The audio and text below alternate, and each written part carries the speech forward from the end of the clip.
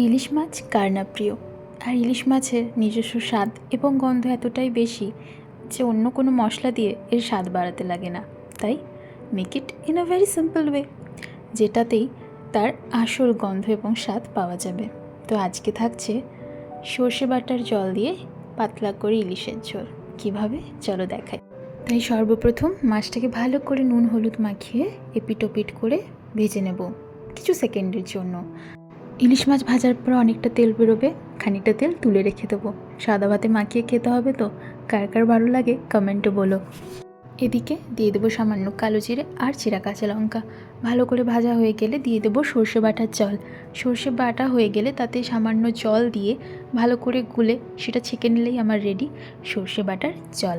এরপর সেটাই দিলাম কড়াইতে, দেবো স্বাদ মতো নুন এবং হলুদ দিয়ে ভালো করে ফুটে উঠলে দেব একটু লেবুর রস।